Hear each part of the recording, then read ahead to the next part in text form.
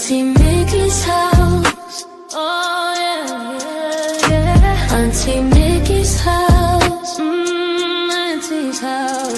You're in the house. You know you're in the house. Come on in and grab a seat, grab a seat. Come on in and hit that light, hit that light. Oh, you're at Mickey's house. Auntie Mickey's house. Grab a seat, prop your feet. Let's sip some tea, sip that tea.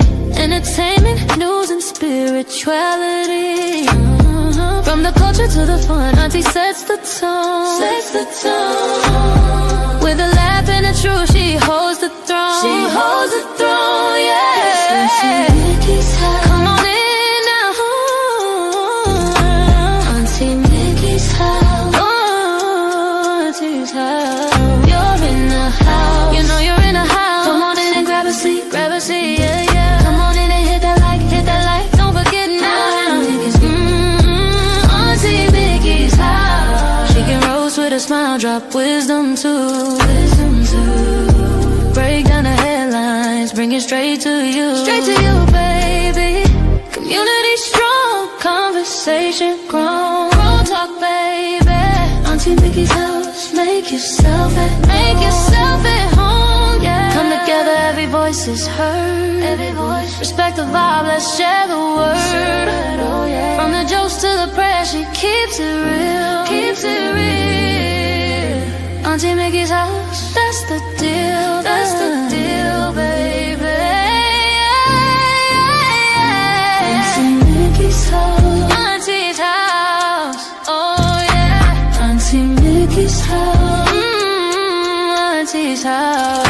On in the house. You know you're in the house. Come on in and grab a seat. Grab a seat. Come on in and hit the light. Hit the light, hit the light. You're at Auntie Mickey's. Yeah, yeah. Auntie Mickey's house.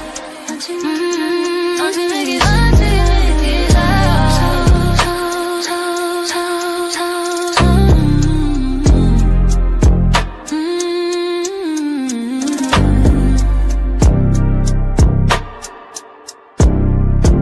Auntie Mickey's house.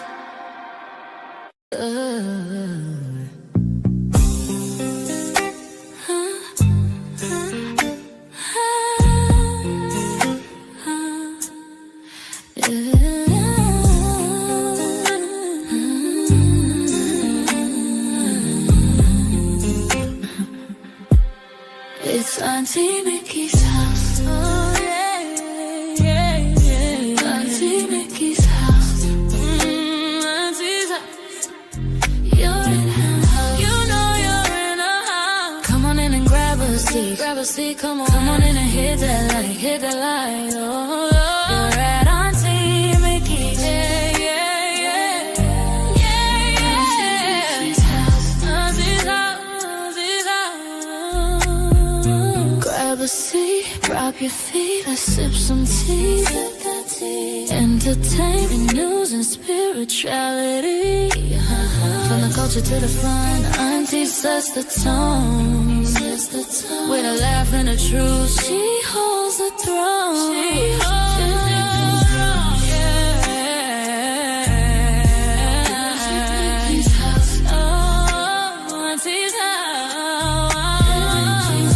You know you're in her house. Come on in and grab a seat. Grab a seat, yeah. Come on in and hit that light. Hit that light. Don't forget.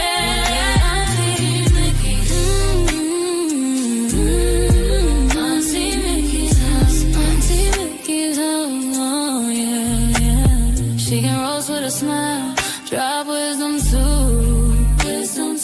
Break down the headlines, bring it straight to you. Straight to you, baby. Community strong, conversation grown. Grown talk, baby. Auntie Mickey's house. Make yourself at home, yeah. Come together, every voice is heard. Every voice. Respect the vibe, let's share the word. From the jokes to the prayer, she keeps it real. Keeps it real, keeps it real. That's the deal, that's the deal, baby. Yeah, yeah. Auntie Mickey's house. Auntie's house, oh yeah. Auntie Mickey's house. You know you're in a house. Come on in and grab a seat. a seat, come on in and hit that light. Hit the light, oh, your way to Auntie Mickey's. Yeah. Auntie Mickey's house, Auntie Mickey's house, Auntie Mickey's house. Oh.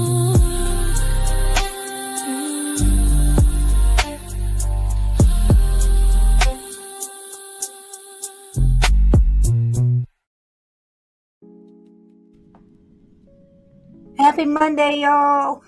Yeah. Oh my goodness, how y'all doing today? How is everybody doing today? I am hoping and praying that you had a wonderful weekend. I hope that you are having a wonderful Monday. Let me turn my camera on. Shoot. How y'all doing? Oh, welcome everybody. Happy Monday. And yes, happy Black History Month. That's right, Camille. Let them know. Yeah, you know, they gave us the shortest month in the year, but okay, I'll take it. How you doing, Anthony? How's it going? I see Adventurous You is in the house. There go Barbara. I seen Camille. There's Rachel. Dawn. Hello, Dawn. Millionaire's Cove. Hello, sweetheart. Let me make sure I got everybody. Yep, I think I did. I know my husband's in here. He's got to be in here somewhere. Got to be in here somewhere. Oh, Rachel. Rachel says, I am glad that Auntie is not talking about the shenanigans going on with Ray J. A work party got his lie taken. What? I didn't know that. He deleting people alone. I'm sorry. Leave that man alone. I don't know what I know the last thing I heard about is Ray J had health problems. That's all I heard. I don't follow that other stuff. It was too much. You know, when people are grieving and stuff like that and going through hell, the last thing somebody needs is for somebody to come out and make content out of it in a negative way to benefit themselves. That's just my own opinion. But hey, Mr. Phillips, how's it going? Hello, Kendra. I see you. There you go. There go my boo thing. My boo thing is here. Hey, sweetie. And Barbara was the first one in. Hey, go on, girl. Oh, my goodness.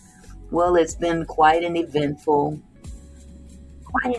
day in the news. You know, especially since they released those Epstein files. I got all kind of information on that, and I haven't had the mindset to even go over half of that stuff. It's just so much. It's too much. Man. Hello, Devon. How are you? Okay, what happened with Mr. Anthony? What happened, Anthony? I'm seeing condolences in the house. What's going on? Oh, your mom passed last week. Oh, my goodness. I am so sorry. I'm sorry to hear that. My condolences to you. Golly. Oh, wait. No, wait a minute. Devon done come in here blazing. Hey, Auntie, did you see the boxer get his man unit knocked off Saturday? No, his man unit. They tell me his dick got hit off. What, did he lose his dick? What happened? I was going to watch the fight, but I didn't watch it. Hello, Just Risa. How are you, love? Good to see you. Oh, no, Barbara. I had another niece pass on Wednesday. Lord have mercy. It's hitting you hard, Barbara. Man. Well, my condolences to you as well. Good grief. Hello, Carmela. How are you, sweetie? You know, before I get started, because I know my title says ICE officers identified, with the Alex Pretti unaliving. All good in your corner of Texas. All right, that's good. That's good. And then the other part of the show is supposed to be about Sha'Carri Richardson arrested again. But before I get started, I came across something. I don't know if y'all watched the Grammys last night. I didn't. And usually I like to watch the Grammys because I love my music. I love my music. Even if I don't understand half of it anymore with all this rap and stuff. But I do tend to like to watch the Grammy Awards and Oscars and stuff like that. And I caught a piece of a show here on YouTube, the Brian Tyler Cohen show. I just got the first part of it and I wanted to just share it with you.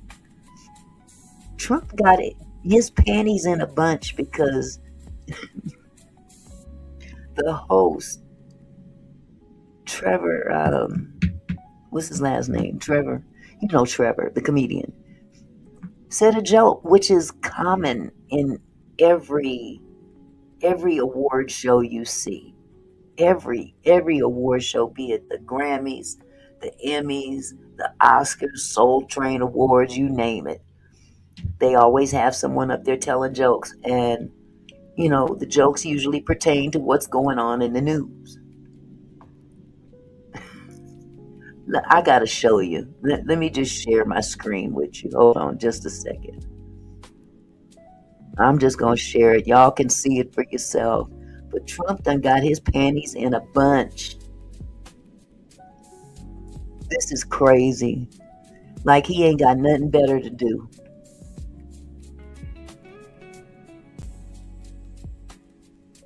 Hold on just a second here.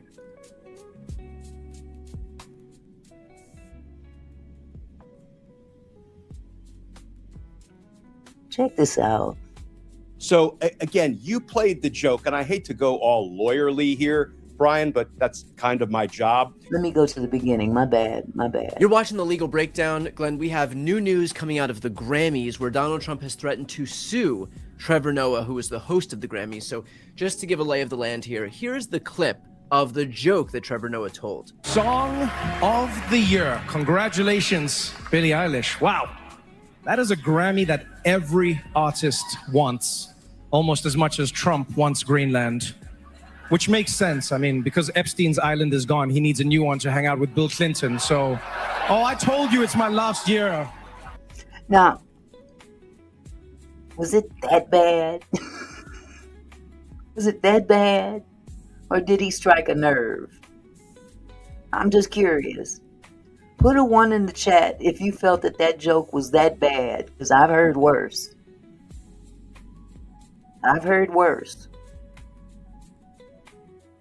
Hey, T is Mimi. How you doing, sweetie? Haven't seen you in a while. Good to see you, love. Okay, Mr. Phillips put a 1 in the chat. Well, let me go ahead and play some more. Exactly. He talking about suing him. Trevor Noah, that's his last name, Noah.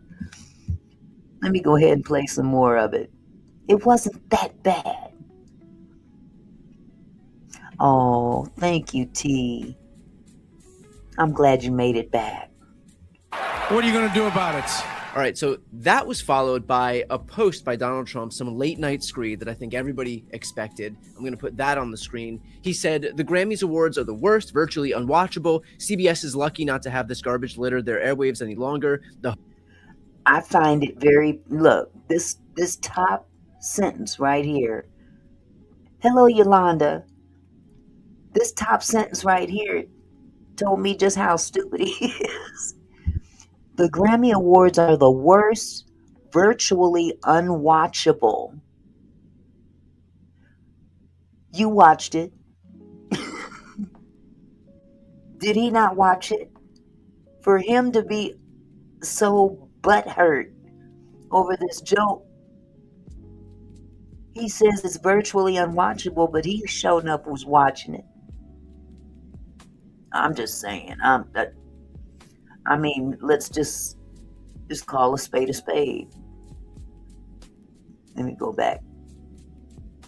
Words are the worst, virtually unwatchable. CBS is lucky not to have this garbage litter their airwaves any longer. The host, Trevor Noah, whoever he may be, is almost as bad as Jimmy Kimmel.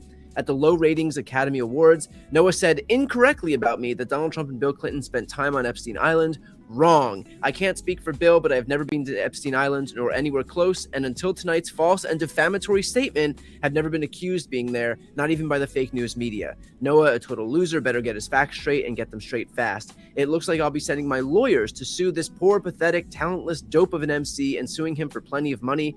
Ask little George Slopadopoulos and others how that worked out. Also ask CBS, get ready, Noah, I'm going to have some fun with you, President DJT. So clearly we have the threat of a defamation lawsuit by somebody who is completely litigious and perfectly happy to sue anybody and everybody. So I want to ask first and foremost about the merit of this potential lawsuit that Trump. Now, did I hear him say anything about him going to Epstein Island? Exactly, baby. It's funny how Trump can call people names, shithole country, but he can dish it out, but he can't take it. Exactly. Nobody called this fool names. Nobody called him a name. He made a joke. He didn't say he was at Epstein Island at all. He just said Epstein Island ain't there no more. But, this ain't gonna happen. This isn't gonna hold water. Honestly, Trump is going to wage against Trevor Noah. Brian, I know Donald Trump wants to be king of America, but, he's nothing more than king of the petty grievances. Not only was he the butt of Trevor Noah jokes, but he was the butt of the joke throughout the evening, I think, with good reason. But, okay, let's break it down. What constitutes defamation? There are 5 elements. Elements are just things you have to prove if you want to be successful in a defamation suit. Now, is he gonna go after every comedian, every person that said anything about him during the Grammys? That's my question. Ain't you got other stuff to do? How about you take some of that energy and call your racist dogs off of those people in Minnesota and around the country and have them do what they're supposed to do. Get the worst of the worst off the street. That doesn't mean go down and look for everybody that don't look like white people. Find out where the Norwegian people that are here illegally are. I mean, find out where the illegal Italian people are. People from Hungary, people from all these places that look like white people. You don't see none of that. They ain't mowing none of them people down. Not looking for them. No, they're looking for people of color. And if you have anything to say about it, you're going to be a target too. So this guy has enough on his plate. In addition to that corny ass movie that they put out for his wife.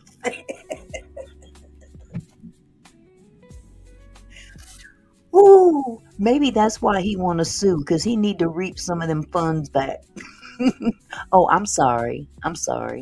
Jeff Bezos financed that stuff. I digress. Suit that you bring in court. We should remember that the Supreme Court has recognized that comedy is a protected form of speech. It's artistic expression. So let's start with that basic proposition. But if you want to successfully sue somebody for defamation, you need to prove 1, a false statement was made. 2, it was made about you were named. 3, it was published. Now that could certainly include being spoken at the Grammys and hitting the public airwaves. 4, that the speaker had to have malicious intent, actual malice, which frankly, as an old career prosecutor and homicide guy, You know, that's what we need when we're trying to prove somebody committed murder, actual malice, bad intent to kill somebody, to inflict serious injury to somebody. You need actual malice. And then 5, you need to prove damages. What does that mean? Donald Trump would need to prove that there was harm to his reputation or that he suffered financial loss as a result of Trevor Noah's joke. Okay, I'm gonna stop it right there because we got the show to do. But my question is, because now I'm being facetious. Did you receive any damages financially because of that joke? Was your reputation smeared because of that joke? Your reputation been down the damn toilet, boo-boo. One little joke told by Trevor Noah is not going to flush it for you. It's already been flushed. Point blank, period. This guy is just everywhere, sitting up all night tweeting. Get some sleep, dude. Seems to me he's got a problem. And it's not just mental. I think the dude is suffering some medical problems that he ain't being forthright about, that the government's not even being forthright about. I think he's just causing all the hell he can while he can. That's just my own opinion. I'll say allegedly. That's just my own opinion. Dude is unhinged. And he said he was going to go after everybody for revenge, and he didn't lie about that. That part, Mr. Phillips. Wake up, feed the people. Up here telling folks that the economy has never been so strong. Oh my God. People can't even hardly afford bacon and eggs. What world are you in? Oh, I'm sorry. You're in the world where you don't buy nothing. You have no idea how much milk costs, diapers cost. You have no idea because you ain't going out there buying it. You got people to do it for you. Snap your fingers. Exactly, Barbara. Evil to the core. Every time he speaks, meat goes up. Exactly.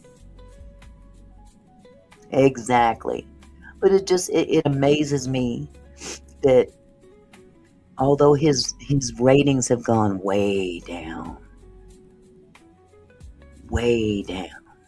Toker says milk is the same it was 10 years ago. Not in my neck of the woods. I don't know where you live, but it ain't like it was 10 years ago here. So, hey, if it's the same price there, let me know where you live. Maybe I can move there because prices is high as hell here. You know what I'm saying? Wow. He has to start something. His wife's movie ain't starting no talk. The show ain't other than boo. It was boo. North Dakota. Okay, Toker. North Dakota. Only thing I see is our gas is cheap. Not here. Not here. Shoot. Babe, if you still in the chat, tell me how much gas is. I don't put gas in my car. My husband does. So when my husband goes and fills up the tank, how much is it now per gallon for unleaded, just regular unleaded gas here in Washington State, boo? I know it's over $4 a gallon. Exactly, Rachel. He doesn't have to worry about those things. Gas is $2.30 there, Toker. We living in the wrong part of the country, honey. It's over $4 a gallon here. No, for real, for real. Yours is 219. Jesus, we need to move, baby. It costs too much to live up here. Okay, Barbara says almost $5 there. $5 there. Man, it's all over the place. Man, I'm in communist Washington. Okay, if you say so. I didn't know we were communists up here. Is that because it's a blue state you say that? Because just because it's a blue state doesn't mean it's communist. Hey, I'm just saying. Okay, in Ponca City, Oklahoma, it's 232. Okay. Yeah, it seems like red states do get a break, don't they? I guess. Okay. Well, anyway, excuse me. Getting on with the show, I just wanted to point that out because, man, I was like, why are you so butthurt over a joke?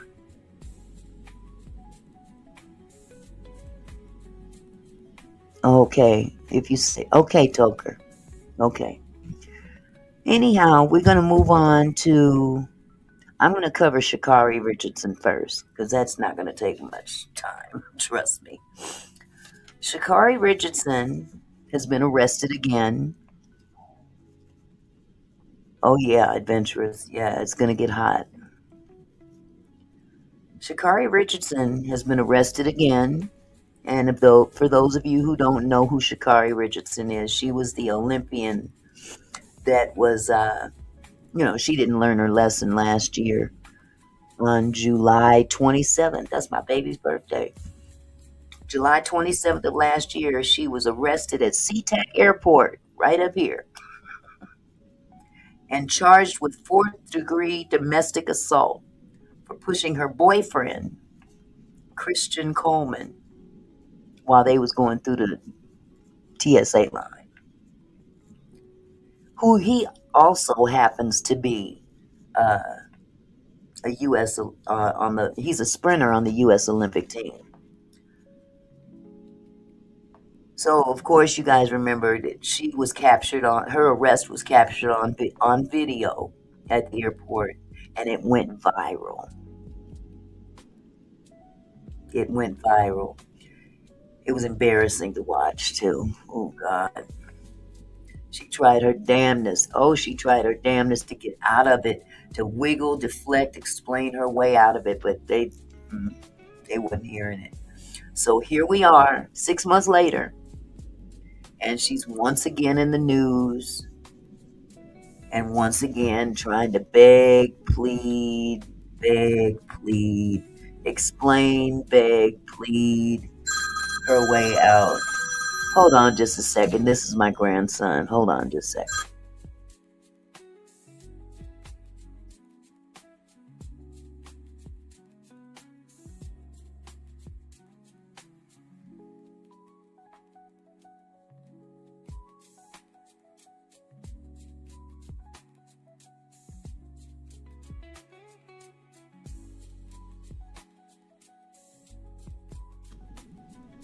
Sorry about that. This boy clearly don't pay attention to the time. So anyway, here we are 6 months later. She's trying to beg and plead her way out of this situation, and it didn't work.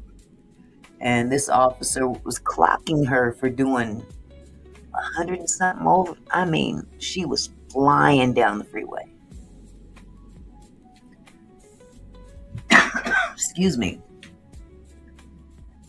And then also her boyfriend, who was in another car behind her, got out and tried to, intervene and explain. And he ended up going to jail. And then another third car with a girl that's in the Olympics or on the team, she got out of her car.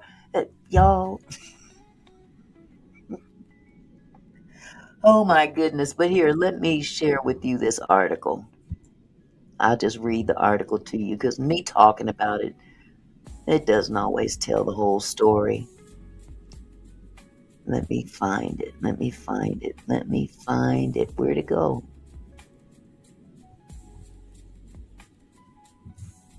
Okay. This is from The Root.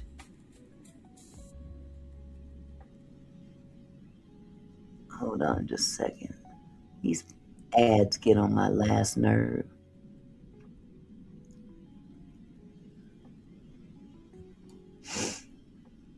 Okay.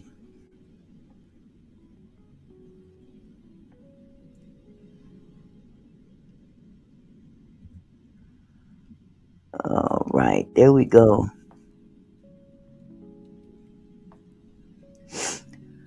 So here we have it.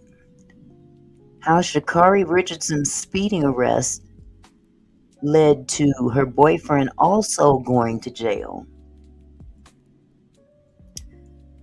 Olympic gold medalist Sha'Carri Richardson's latest arrest came thanks to a new zero-tolerance Florida law. Okay. Controversial Olympic gold medalist Sha'Carri Richardson was arrested January 29th in Florida after being pulled over for driving over 100 miles an hour on a highway near Orlando. It's track star's second arrest in less than 6 months, but this one could result in big trouble for her. According to News 6, Richardson was allegedly speeding past cars and was observed by a police officer driving an Aston Martin. Oh, nice. Nice car. I guess they fast, too. She was pulled over, and after pleading with the officer to let her go, he arrested her, citing Florida's new super speeder law, which penalizes drivers for exceeding 50 miles per hour over the speed limit, or for being caught driving over 100 miles per hour. Richardson was placed in custody and charged with dangerous excessive speeding at 104 miles per hour in a 65 zone, failure to dim headlights, following too closely, cutting in, and failure to move over. Richardson also told the officer she had low back tires that prompted her to speed. I didn't know that was a reason to speed. Wouldn't that make him go down faster? I don't know. She kept pleading with him not to arrest her, but her excuses only got her into more trouble. You're driving 104 miles an hour in a 65 mile an hour zone with subpar equipment, flashing people to get out of your lane, following too close, using every lane to pass everybody, cutting me off, passing a car on the inside shoulder with their hazard lights on. You're going to jail for dangerous excessive speeding, the officer tells her. Police officials released body cam footage of the interaction, and it's not a good look for Richardson, as it's the second time she's caught on camera in a situation leading to her arrest. She was arrested last summer on a fourth-degree domestic violence offense for striking her boyfriend, fellow Olympian Christian Coleman, at the Seattle-Tacoma International Airport in July. That incident was also captured on video. Okay, so here is the video from the body cam footage of the officer. Driving at 100. Hold on. You're driving at 104 miles an hour in a 65 mile an hour zone with subpar equipment, flashing people to get out of your lights, out of your lane, following too close, using every lane to pass everybody, cutting me off, passing a car on the inside shoulder with their hazard lights on. you're going to jail for dangerous excessive speeding. I'm so sorry. I did not mean to do that. My phone, I didn't even know my car was speeding. That's why they give you a speedometer. I totally understand. I communicate with you, sir. I really do not want to go to jail. No, most people don't, but you got to think about that before you do the speed. I need your license, your registration, and your insurance. You were speeding. So I was, and I totally didn't know. If you look at my phone, my buttons right here, they jump around. My phone is sitting here and it's slid on here. I literally see it's not even in normal mode, and I see that. My apologies, sir. Please, I communicate. The mode has nothing to do with your gas pedal. No. I need your license, your registration, and your insurance. Please, sir, I really want to work. Can you really work with me, sir? I promise you, I am a law-abiding citizen. I have my ID, my insurance on my phone. There was no intention of me speeding today. I promise you, sir. Is this a good address for you, Lake Valley Drive? Yes, sir. I'm here. I love you, sir. Please work with me. I promise. She talked too much. This is her problem. She talks too damn much. You so busy trying to get out of trouble, you digging a bigger ditch. Shut up. I don't know what work with you means. Not work with me. I understand that. I would take the ticket. I would show the No, court. like I told you, you're going to jail. Please don't allow me to go. Please, sir. Please. Listen to me. Please, sir. I really. It's nothing you say is going to change that. You are going to jail. Sir, am I going to jail? Like, Yes. Sir, I really. If an officer told me nothing you say to me is going to change this, at that point, shut up. Because now you're making it worse. The judge can look at this body cam footage and get disgusted and just say, you know what? Go away. Go away. This is ridiculous. She does this whenever she gets into trouble. Her mouth gets the best of her. He was not even intentionally speeding at That's all. even more scary. Sir, that means that you're doing please. things unintentionally No, on a sir, task that please, requires please, all sir, your please, attention. Sir, please, I'm begging you. You are going to have a little bit of time to make some phone calls. You are going to jail. I am towing your car. Please, sir, don't take me to jail. I would do Yes. everything. No. I would do everything. You have two options. My tire, sir, please. Listen, I can- you have two options. I tire my phone. The first option is you can either ride with me in my car. Damn, that's loud. The second option is you are going to go to jail in a cage car. No, Which do you stop, prefer? look, I promise you, I don't want to go to jail. I'm right here. Oh my God. She don't get it. I think that she believes that if she talks long enough, they'll get tired of hearing her and just let her go. But all that's going to do is piss that officer off even more. Exactly, EJ. She was traveling very fast, and in a split second, lives could have been changed. Zero sympathy. I know that's right. I don't know what she was thinking. Millionaire's Cove says she needs to be taught a lesson. Absolutely. First lesson is shut up. I mean, for real.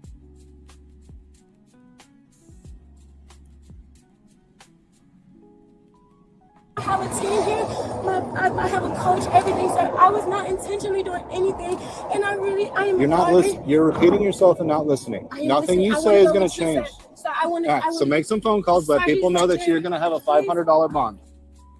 See, you know what? He was nice. He was nice because he'd have told, shoot. Somebody else would have told her, look, get out the car right now. Get in the car, shut up. At least he's giving her an opportunity to make some phone calls. He was nice about it. So it further says, adding to her trouble was the arrest of Coleman, who appeared at the scene after she was pulled over. Several minutes after he arrived, while trying to defend Richardson, he was arrested and charged with stopping on a limited access roadway, refusing to comply with officers' instructions, and resisting without violence. Now, here's where he need to learn a lesson too. First of all, you done hooked up with the wrong female, boo-boo. She done got you twice involved with her shenanigans. Police officers also found a glass smoking device with some residue consistent with cannabis use when they searched Coleman's Jeep. Oh, Lord. See, he ain't too smart. Clearly, he ain't too smart. Either that or he just don't know the laws of Florida. Because everybody, don't have the same laws. You might want to check the laws before you just let that kind of stuff sit out in the open.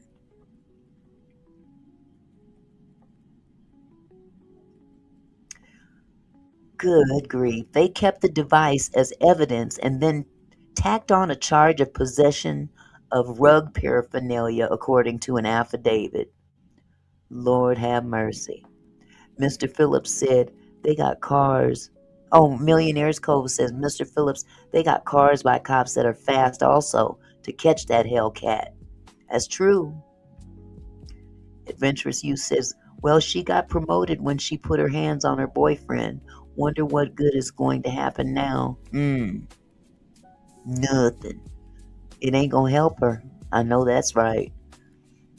Wow. So I guess that's the end of that. Yeah, that's the end of that. So for those that don't know what Christian looked like, let me pull him up real quick. Handsome brother, I must say.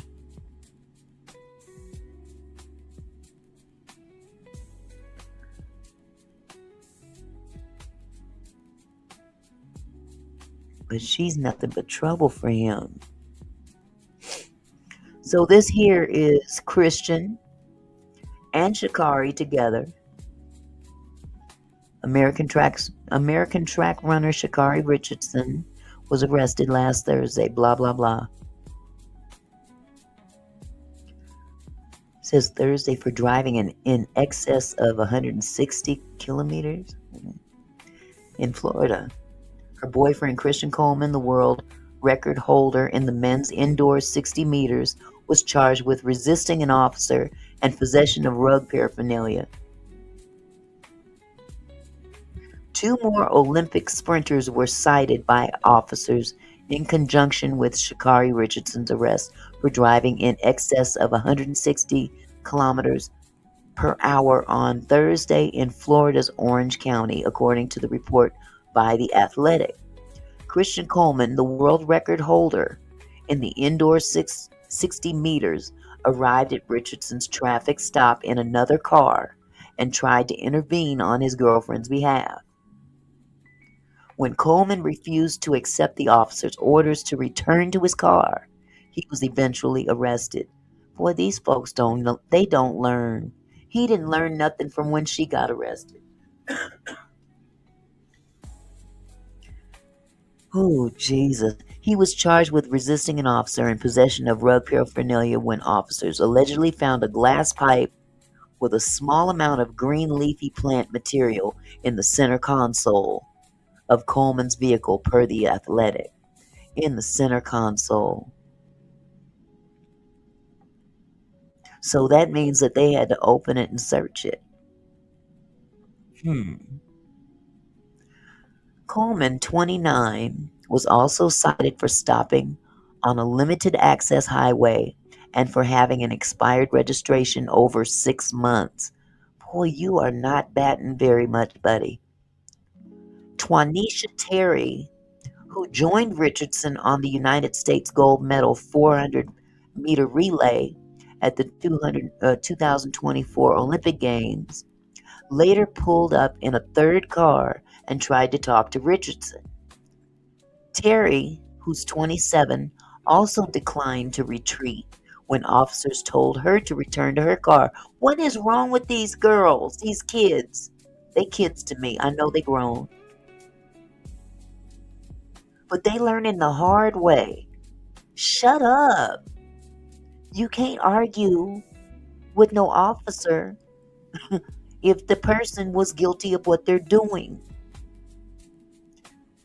Lord have mercy. She eventually complied with an officer's request to show identification and was given a citation for stopping on a limited highway and released.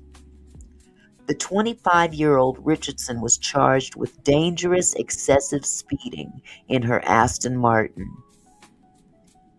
Officers videotaped her changing lanes and tailgating other drivers while driving more than 145 kilometers on a state road in Florida. Richardson eventually was clocked at 160 kilometers per hour. Lord have mercy. Orange County courts set a $1,000 bond for Coleman and a $500 bond for Richardson. I wonder why. Oh, because of the rugs. Both were released on bail and are expected to appear in court on February 26th and February 25th, respectively. The arrest was Richardson's second in less than a year. In July, she was arrested after officers at SeaTac International Airport reviewed security video that showed her appearing to grab Coleman's backpack and shove him toward a wall while he was attempting to move through the terminal. She was held in custody for 19 hours, but Coleman refused to press charges, later telling The Athletic in a video interview, "She's a human being and a great person. She has a lot of things going on, a lot of emotions and forces going on inside of her that not only I can't understand, but nobody can. She's one of one, and I'm one of one too." Okay. That still doesn't mean that you can break the law. Hold on a second.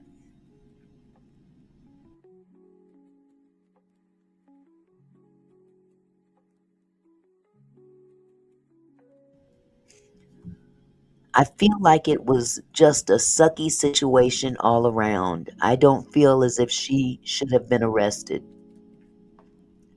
Ooh wee. In August, Richardson issued an apology to Coleman that read in part, "I apologize to Christian. He came into my life and gave me more than a relationship, but a greater understanding of unconditional love from what I've experienced in my past." Okay. "Due to my past trauma and pain, I was blind and blocked off to not only receive it but give it. I love him, and to him I can't apologize enough." Yeah. Okay. Blah, blah, blah, blah. Was there any more to this? Nope. Hello, Kumari. This is... wow. Okay. Well, I'm sure something will follow up to this. We'll just have to stay tuned. Shit. We have to stay tuned to the shit show. Crazy, crazy. So moving on to the second half of this show, because I ain't gonna keep y'all long, trust me. Wait a minute. Rachel said, "Those kids are stupid. Where is the home training? They have none at all." Well, and that's the thing. Nobody taught them that there's a certain way to conduct yourself when you're dealing with officers. I don't care how mad you might get or how defensive you might get.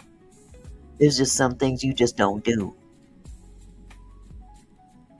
EJ said, "For an elite athlete that has to be disciplined and dedicated, she has problems with extreme reckless behaviors." You're right. And that's not cool. Bless your heart, EJ. Thank you. EJ says this won't be her last involvement with the law. Well, that's just it. If she keeps doing this kind of stuff, it's just going to get worse and worse for her. It really will. They hold that kind of stuff against you. And that's for real. Excuse me. So, moving on, because like I said, I'm not going to keep y'all long, because when I'm done with this, you know where I'm going. Yeah. ICE officers involved in the shooting of Alex Pretti. They've been identified. Their identity is now revealed. 43-year-old Jesus Ochoa and 35-year-old Raimundo Gutierrez. Okay. Ochoa is a Border Patrol agent who joined CBP in 2018, and Gutierrez joined in 2014 and works for CBP's Office of Field Operations. He's assigned to a special response team which conducts high-risk operations like those of police SWAT units. Records show that both men are from South Texas. Now, it's been reported that agents are expected to go into Ohio this week to target Haitian immigrants because of temporary protective status is due to expire this week. And that is where they may surge next. So yet another city may very well experience the same heightened level of aggression as we have seen in Minnesota. Now we learned that a federal judge is allowing this federal surge to continue, because earlier they were saying that they were going to de-escalate it. But a federal judge is saying, nope, we're going to let this surge continue, despite the fact that it has been acknowledged that officers did engage in racial profiling and excessive force in Minnesota. Public perception of this latest news is fearful that escalation will only get worse as a result of this green light from not only the judge but the president himself. As a matter of fact, he has threatened to cut off all federal funding to 14 U.S. states, all blue states at that, if they don't let him do if they don't let him continue to push what they did in Minnesota. That means all federal money. That's public safety dollars. That's transportation money. He's threatening to hold blue states hostage if they don't allow him to do what they have already done in Minnesota. And so this administration is basically going to great lengths to protect the conduct of these agents that use excessive force, which is not only unconstitutional, but against the law. They have demonstrated time and time again that they believe what they say when they tell someone that they don't need a warrant. And apparently that narrative is being pushed forward as well. What they fail to realize is that this administration will not be here forever. And that's something that they're not saying in the news. This administration ain't going to be here forever. But the atrocities committed will be here and punishable after that fool is gone. Trust and believe. They will be left holding the bag, basically. A lot of these ICE agents will be left holding the bag. They're not looking down the road. They're not looking down the road. And personally, I don't feel bad for these agents that are doing this stuff, getting all this self-gratification out of this behavior, because that's what it boils down to. I'm not saying all ICE agents are getting something out of this, but most of them are. They're getting their rocks off on this. I'm not saying all of them, and it's just my personal opinion. But they will inevitably face the consequences. So let me share this with you.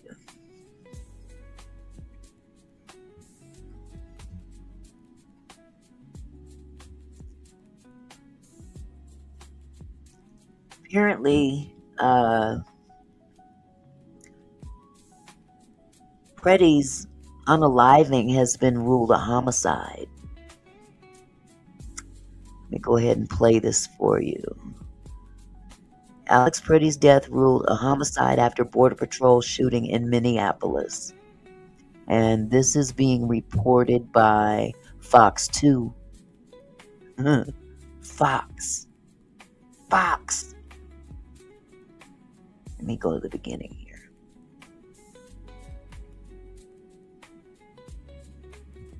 So over the weekend, we know that the identities of 2 federal agents who were involved in the shooting of Alex Pretti were made public through an investigation by ProPublica. Now, if you're not familiar, the ProPublica's website describes them as an independent nonprofit newsroom that digs deep into important issues, shining a light on abuses of power and betrayals of public trust, and holds powers accountable. So that's who ProPublica is in this story. Joining me now is investigative reporter behind that story that identified the agents. It's David McSwain. Thanks so much for joining us. Thanks for having me. So can we start with, David, the editorial process in doing this story? Can you take us kind of into any kind of a should we conversation when it comes to identifying these agents? Sure. I mean, we have a story of national importance, some dramatic, gruesome video in which the citizen bystander was shot in the street, and there was a question about who are the officers involved. And in this country, we have a history, norm, and practice of law enforcement agents being identified through name tags and badges. And the first step in accountability when agents or police, exercise force, and there may be some question around that force, is to identify those officers, figure out who they are, and that allows people to investigate, families to figure out what recourse they may have. And so Department of Homeland Security has not released the names, haven't released much information. In your investigative reporting, is that typical? And, is that part of the reason as well that you started digging? Shout out to ProPublica. I gotta say, if it wasn't for them, we wouldn't know the names of these gentlemen. I won't even call them gentlemen.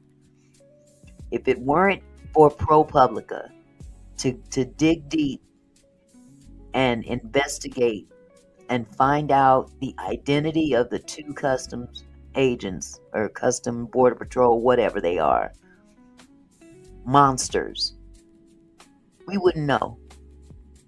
We wouldn't know. So shout out to them. Where did you go to get the information? Yeah, there's been an incredible amount of secrecy around ICE and immigration officials generally under this administration, and particularly in this instance because it was, these viral videos were very widely spread online. So the agency, the Homeland Security did say they're not releasing the names and has made it very difficult to identify those officers. And that is a departure from norms historically. Also, we know that the Minnesota Bureau of Criminal Apprehension was, they say they were shut out of the investigation into Renee Good's death as well. Did you look into that at all? Have you been able to sort of cover other aspects of this, of what's been happening here in Minnesota? Yeah, I mean, that agency, as well as the governor and mayor of Minneapolis, have expressed concern that they weren't included in the investigation, and expressed concern to us about not being able to identify these officers. And in fact, in our reporting process, we went to those places and asked them what they knew, and it sounds like there was just a deep level of frustration on the local level. I'm curious what the reaction has been since the story's been published. What kind of feedback have you been getting from people? Well, it sort of depends on which social media you want to use these days. I think a lot of folks are grateful now that there are these agents who are involved in a really high profile, fatal incident have been identified, and, those mechanisms of accountability can move forward. I do think that there are some people who agree with the administration that, these agents who've been emboldened to use force in the streets, wear masks, and operate in complete anonymity should remain such. But as our editors described in the note that we published along with the story, it's in the public's interest to understand what law enforcement officers are doing and who they are when we see these sorts of incidents. It's funny because I looked all over the place trying to find other reporting on these 2 officers, and I ran into a brick wall. So legacy media, of course, is not reporting nearly as much as what independent reporters are reporting. Hence is the reason why Don Lemon ended up being indicted. Hello, Black. How are you? So I just thought I was very curious as to why we're not seeing a whole lot of reporting on who these two agents are. And I want to ask you a little bit about the agents themselves, because you talk a little bit about them in your piece. Before I do, though, of course, I imagine that you also have folks who, and I don't know if you've had any accusations of sort of doxing, and we know that Department of Homeland Security, we've heard from many agents across the country who say that they've, been the target of death threats, their families, things like that. How was that a part of the conversation here for you guys? Well, it's something we have to consider. I mean, we publish work that's in the overwhelming public interest, and Homeland Security and other agencies have used that line of accusing reporters who reveal information that they don't want out as doxing, and it does create safety concerns for reporters. But we have a job to do, and we're going to exercise it under this administration as we have in previous administrations. So you identified the agents as a 43-year-old Border Patrol agent, Jesus Ochoa, and then 35-year-old Customs and Border Protection Officer, Raimundo Gutierrez. We have their names, we have their ages. What else did you find out? Well, this is a developing story, and I'm certainly not the only reporter on this now. And there are internet sleuths who are doing, publishing things that may or may not be true. And of course, we have our process that really vets these sorts of things. I mean, what we do know is Ochoa joined in 2018. It was an aspiration of his for quite some time, according to his ex-wife, who I spoke with directly. And Gutierrez, I believe, joined in 2014. So these are not the new recruits under this latest push and funding to beef up ICE's ranks. They have had some training and have worked for the agency for some time. Was there anything in either of their backgrounds or their work history that caught your attention or stood out to you? No, I mean, these agents have been instructed by Homeland Security to really scrub themselves from the internet. So it's hard to find a lot of that stuff open source.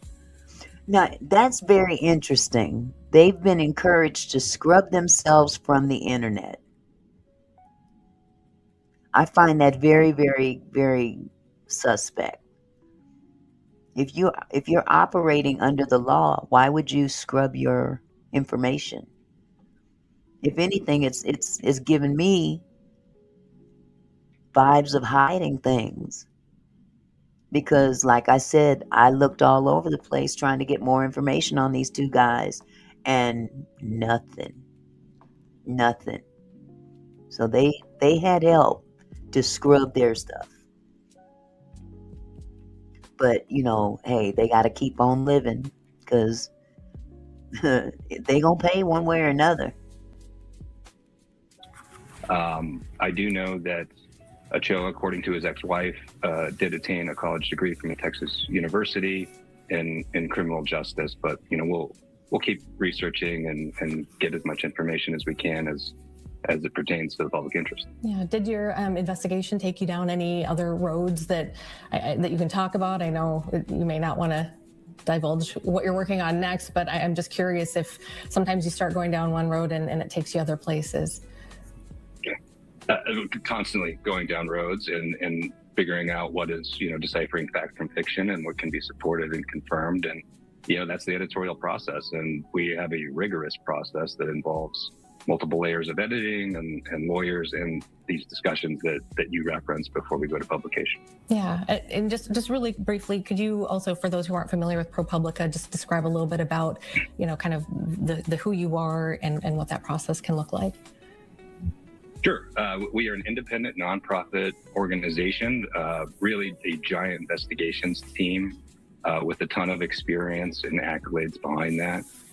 And we've covered stories involving Border Patrol going back well over a decade. Have you specifically covered, because I think a lot of us here in Minnesota aren't as familiar with Border Patrol, right? This is not something that we're used to. We don't know much about their training. We don't know. We're learning a lot here. As you and ProPublica have been covering this and covering the Border Patrol agents who are here, is there anything that you have found that you would want to share with us or give us insight into? I have a question.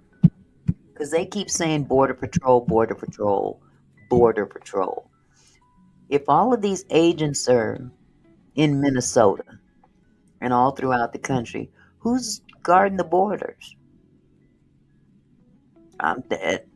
How many officers are guarding the borders? They're not giving that information out. We get to see all the melee in Minnesota and other places, but they're not giving us numbers as to where different factions of this ICE department is located. I mean, where is everybody assigned to? I found that curious. Where Minnesota's not on the border, ain't nowhere near the border. Well, it has been, I spent some time in Texas as a reporter, including, some of that, during some border surge operations. And, it did surprise some online that, a lot of Border Patrol agents have Hispanic and, Chicano heritage and surnames. That's not uncommon in the Rio Grande Valley. These are good jobs with good pay and great benefits. And, there are a lot of good agents who, take this work very seriously. So that's an interesting thing that I, had forgotten. If you hadn't spent any time on the board, that might seem a little bit of a surprise. That's what I would think, Rachel. Isn't the Border Patrol supposed to be at the border, patrolling the border? There's several different legs to this department. Why is Border Patrol with enforcement inland? There's the reason it's called Border Patrol. You patrolling inland. It's just an observation. I don't get it. As you know, a lot of law enforcement experts, including, some local law enforcement in your neck of the woods, had criticized tactics. I mean, it is a much different setting from urban policing. And there's been a lot of questions about the sort of rules of engagement, when to use force. I've covered some of the use of these quote unquote less lethal weapons like pepper spray and rubber bullets and so forth. And, this escalation has coincided with, Homeland Security's decision to sort of shorten training and move these agents into much different environments. Hi, Lady Letitia. How are you, sweetheart? Let me drop the link in case you want to come up. Only if you want to.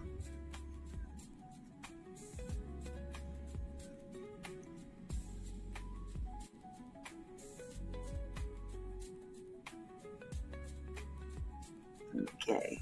And that's something I know that law enforcement experts are watching, and certainly we're here to document and chronicle. So is it fair to say it looks, the intention is different here? It looks different here than it would say on the border, where you've seen kind of with your own eyes what's been happening down there? Because I think, again, living here, we don't have a whole lot of context unless you've lived, on a border and seen it with your own eyes. But thank you, Lady Letitia, for the $5 super chat. Thank you, my love. I appreciate you. You guys, check out Lady Letitia's channel. You gotta go. If you haven't checked it out already, please go on over there and check it out. Good content creator. And that's my girl.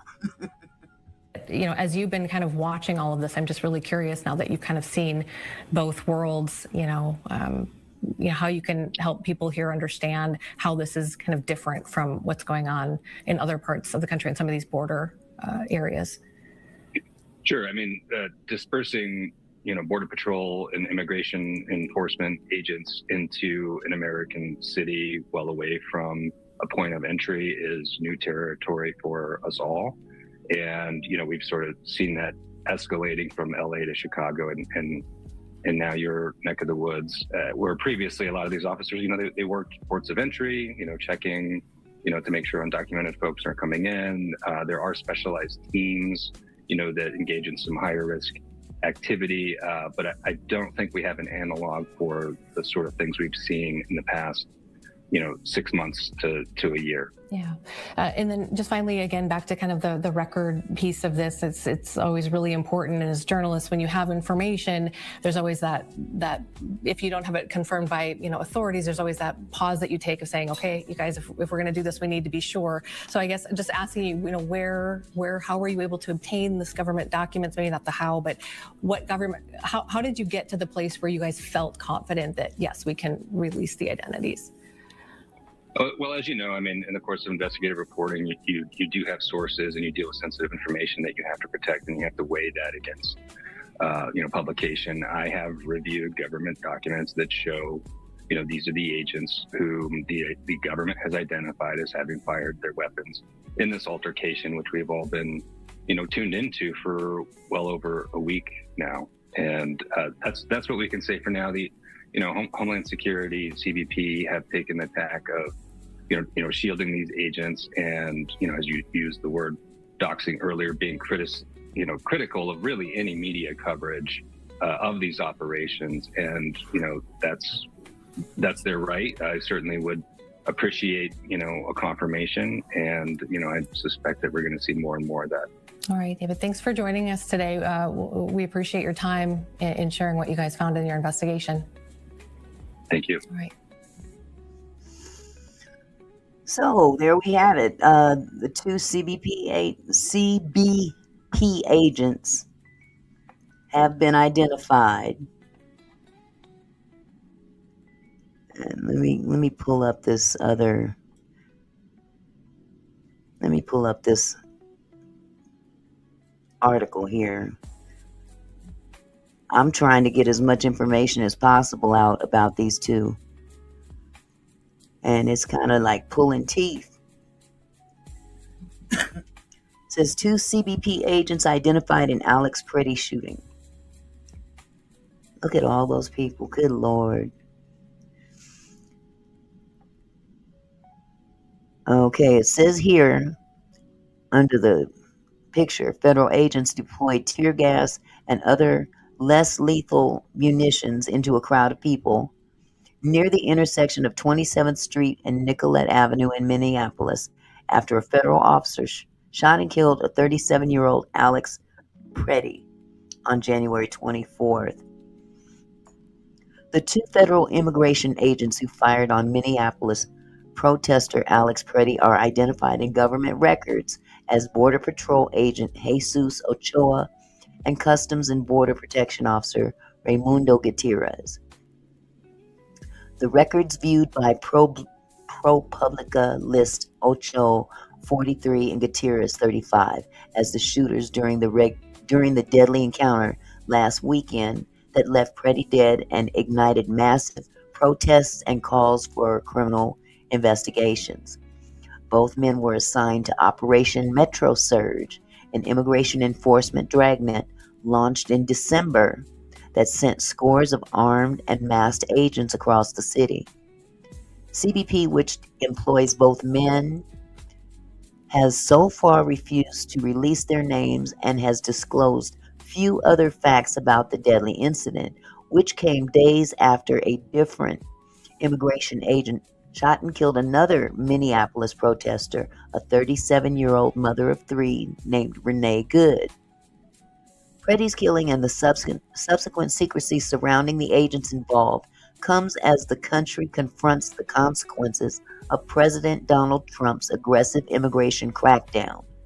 The sweeps in cities across the country have been marked by scenes of violence against immigrants and U.S. citizens by agents allowed to hide their identities with masks, an almost unheard of practice in law enforcement. As a result, the public has been kept from one of the chief ways it has to hold officers involved in such altercations accountable: their identity. Absolutely Millionaire's Code. So Trump is still going to protect these 2 officers even after they are revealed, and yes, he's doubling down. That's what this double down dummy does. Both Democratic and Republican lawmakers have called for a transparent investigation into the killing of Pretti, a 37-year-old intensive care unit nurse working at a Department of Veterans Affairs hospital. We must have a transparent, independent investigation into the Minnesota shooting, and those responsible, no matter their title, must be held accountable, Republican Senator John Curtis of Utah wrote on X on Monday. The agency sent a notice to some members of Congress on Tuesday acknowledging that 2 agents fired Glock pistols during the altercation that left Pretti dead. That notice does not include the agents' names. A spokesperson for the Department of Homeland Security, which oversees CBP, said the agents had been placed on leave after the January 24th shooting.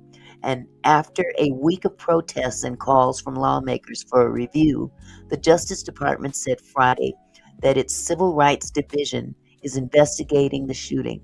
A DOJ spokesperson did not answer questions, including whether DHS has shared materials such as body camera footage with its investigators. Ochoa is a Border Patrol agent who joined CBP in 2018. Gutierrez joined in 2014 and works for CBP's Office of Field Operations.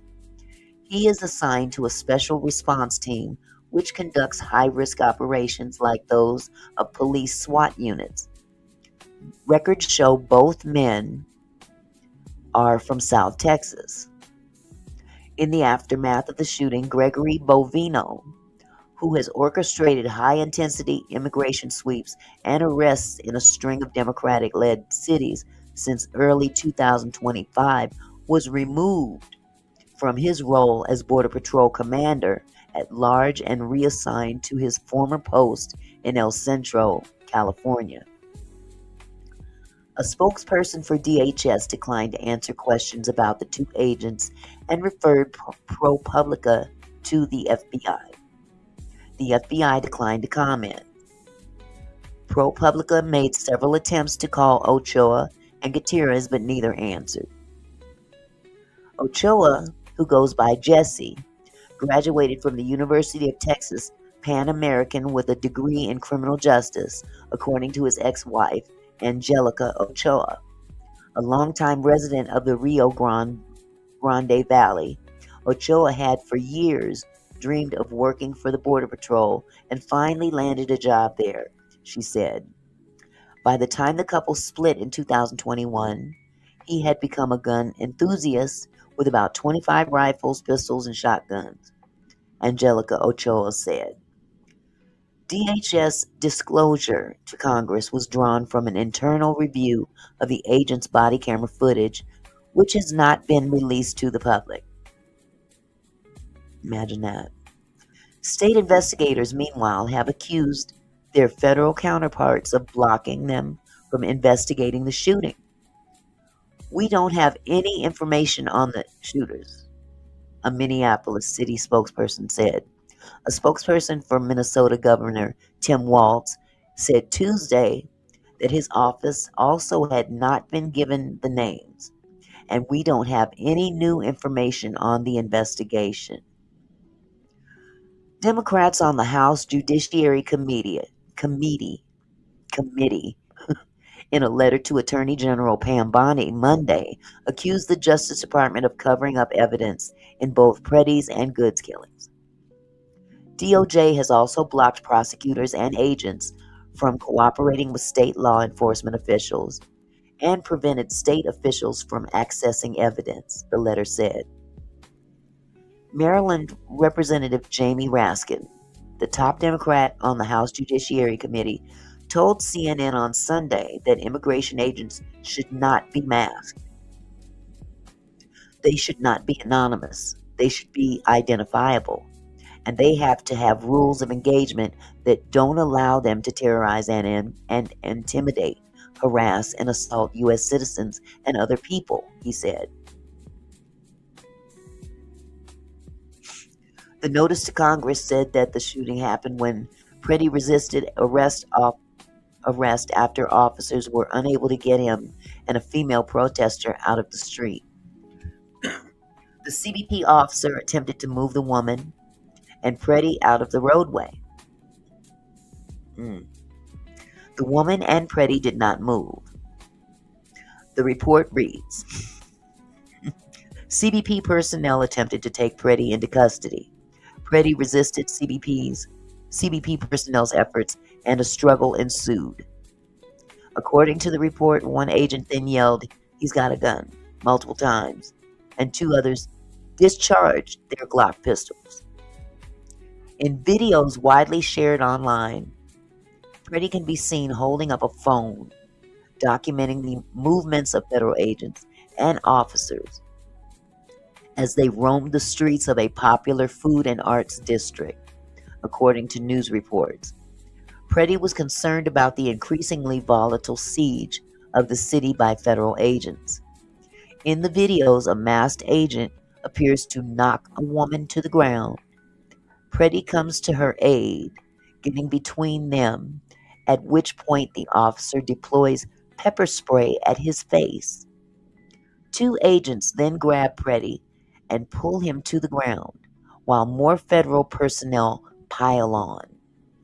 During the struggle, the agents unleash a series of shots, approximately 10, as onlookers scream.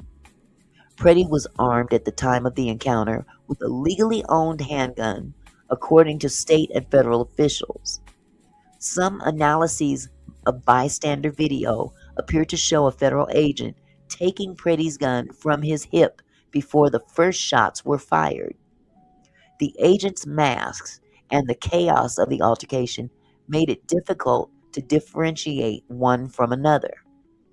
Those videos appear to contradict the claims by Bovino and other officials, including DHS Secretary Kristi Noem, that Pretti had come to attack agents. The agents attempted to disarm the individual, but he violently resisted. It's bullshit, Bovino said in a January 25th news conference. Fearing for his life and the lives and safety of fellow officers, a Border Patrol agent fired defensive shots. Y'all know this is bullshit, right?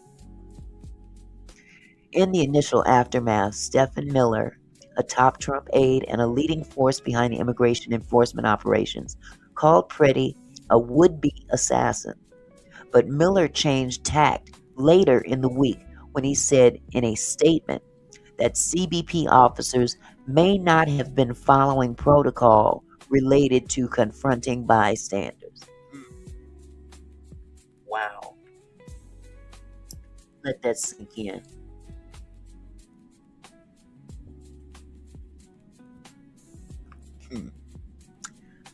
Additional video has surfaced showing Pretti in another altercation with federal agents 11 days before he was killed. The video shows Pretti yelling at the agents, who get in an SUV and start to drive away. Pretti then kicks out the tail light of the vehicle, and the agents, who wore protective masks, jump out and tackle him to the ground. It is unclear if any of the same agents were involved in both incidents. Lauren Bonds, executive director of the National Police Accountability Project, said that many local and state police departments are much more transparent than CBP when officers shoot people. More and more police departments are choosing to release body cam footage or dash cam footage within a couple of days. Jill Kerlikowski, a former CBP commissioner, told ProPublica that it's difficult to draw conclusions from the chaos in bystander videos. Still, he said, the shooting might have been prevented. Pretti's attempt to help the woman knocked to the ground couldn't have been seen as interfering with federal law enforcement, he said. But the decision by the officers to immediately use pepper spray created a chaotic scene that likely contributed to Pretti's death. The other agent could have said, "Don't interfere or stand back," Kerlikowski said. Rather than move immediately to pepper spray, you can arrest the person. It's part of a pattern, he said, of federal officers jumping straight to use of force in situations that could have been de-escalated, but instead create danger for both agents and their targets. Pretti's death and the federal government's characterization of the event sparked immediate protests, spurring thousands of people to go out into frigid conditions in Minneapolis and other American cities. The shooting has also drawn intense criticism from political leaders, including Walz, who has promised his state's law enforcement will conduct its own criminal investigation.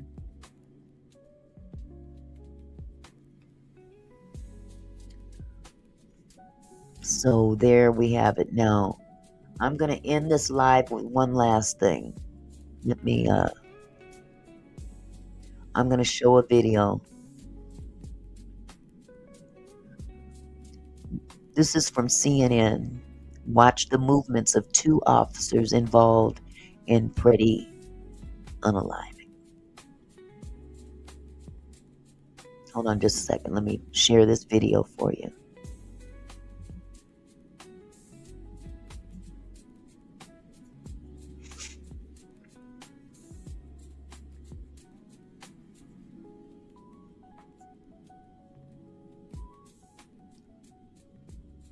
Okay, let me start this over. On Alex Pretti, an ICU nurse who worked at the local VA hospital. Previously, they said the Department of Homeland Security reviewed body cam footage and released an initial report to Congress. 2 officers fired on Alex Pretti, an ICU nurse who worked at the local VA hospital. Previously, they said it was 1 person who fired. Both have been put on leave. Their new report does not say Pretti brandished a firearm or attacked officers, as DHS Secretary Noem previously claimed, but that he, quote, resisted being taken into custody, at which point a struggle ensued. This CNN analysis focuses on the 2 officers that raised their guns, seen here, one wearing a green shirt and black hat, and the other in a tan beanie, and sheds light on how their actions escalated the situation before it became deadly.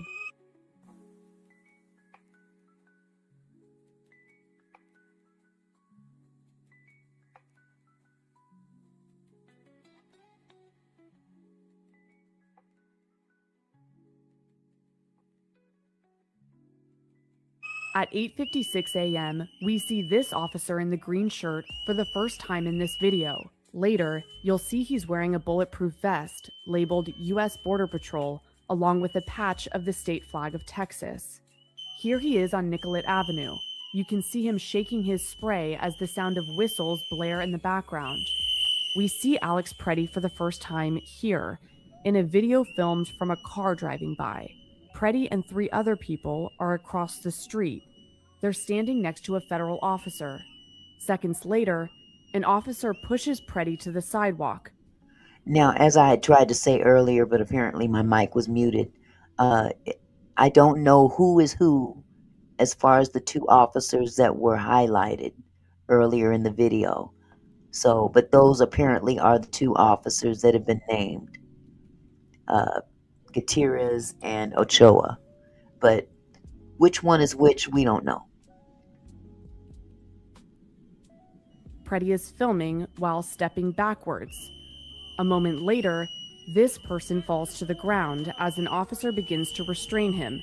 The officer in the green shirt rushes over to assist him. Together, they drag this person off the street as protesters yell at the agents. That first officer in the green shirt would next be seen sitting inside his car, here. We now want to turn your attention to the second officer, wearing a tan beanie.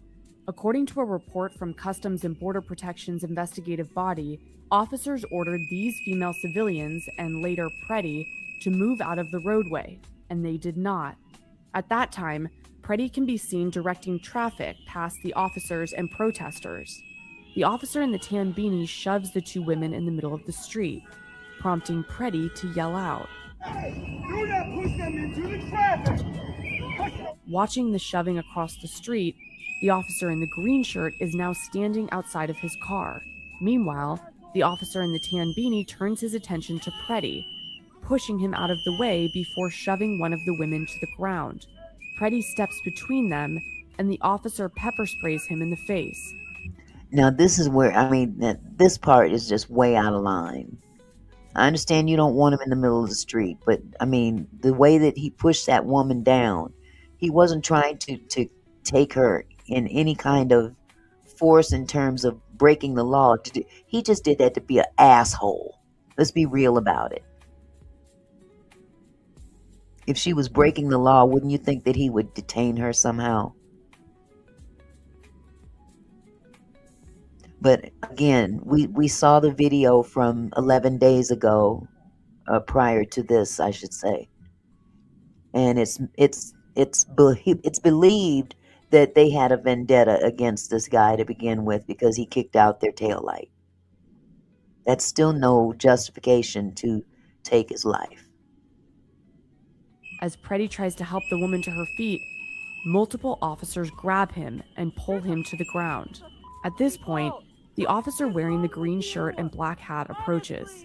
You can see him reach for his spray here, and then attempt to use it on the people pushed against the car.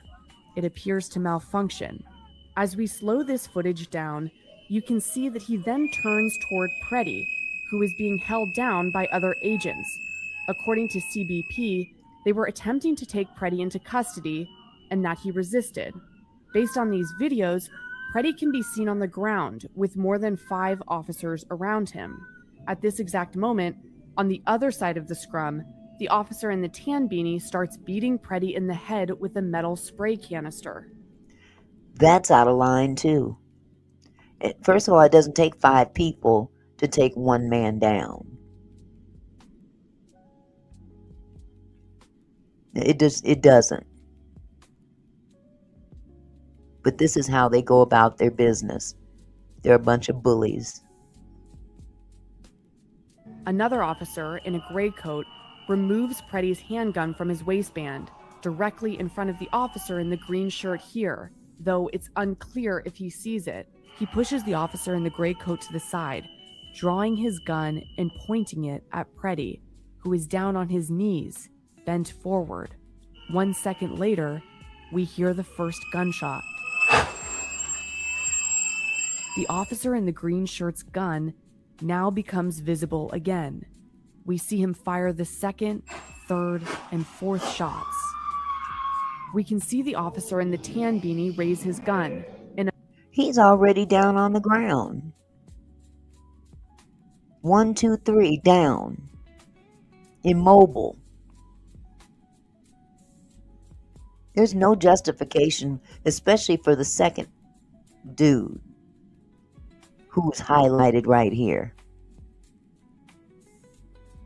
And a fifth shot is heard, while the other officer's gun is pointed to the ground. There's a 1-second pause where Pretti is lying on the ground, face up. He appears to be completely incapacitated. Then, the officer in the green shirt points his gun again. Shots 6, 7, 8, 9, and 10 are all fired while Pretti is lying face up on the street. This officer fired at least 4 of those 5 shots. You can see the recoil and bullet casings eject. The other officers have all backed away by this point. Both of the officers who fired their weapons pace around with their guns still drawn. The officer in the green shirt appears to walk back toward Pretti with his gun drawn. The person behind the camera yells out, "The fuck did you just do?" Yes, Liz, somebody call the ambulance. Other officers approach, including the officer in the tan beanie and emergency responders, who appear to begin rendering medical aid to Pretti.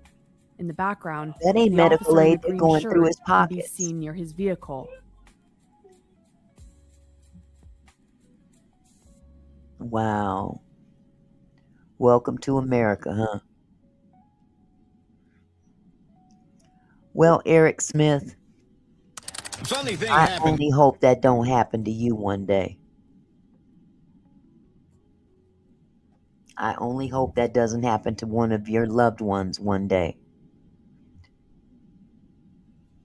But that's okay. Y'all just go ahead and celebrate it, because it won't be forever.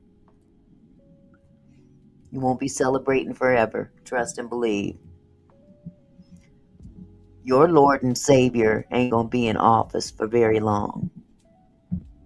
But this will. Well, yeah. Whatever you say, Eric. He complied. They threw him down with all intents to do what they did. So, anyway, I want to thank everybody for dropping by today, and even those that may not agree, you are entitled to your opinion. Eric, that means you too. Contact Desert, that means you too. All of you are entitled to your opinion.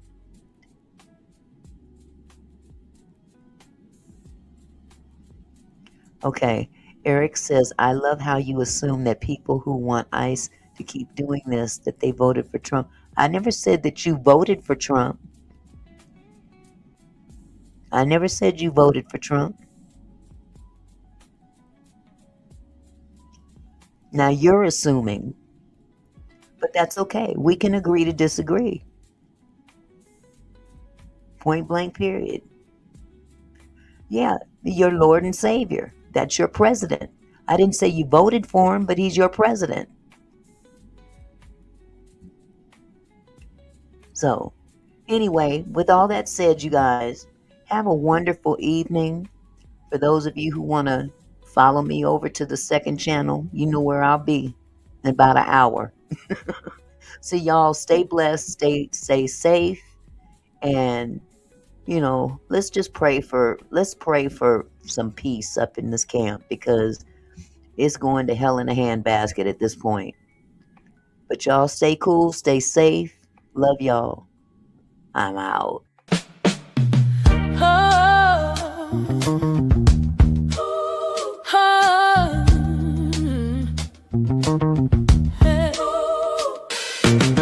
Hey there, my kinfolk.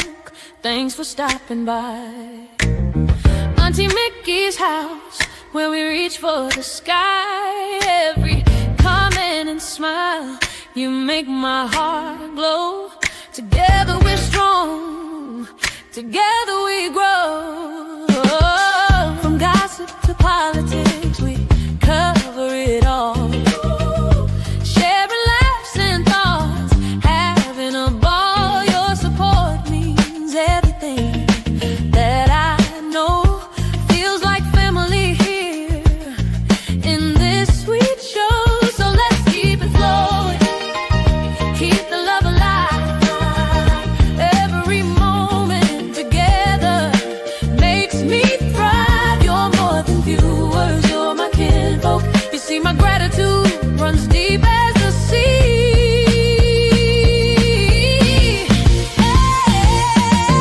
Thank you for being here, for sharing your time with each comment, with each rhyme.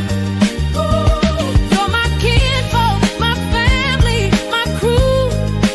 So much love to all of you.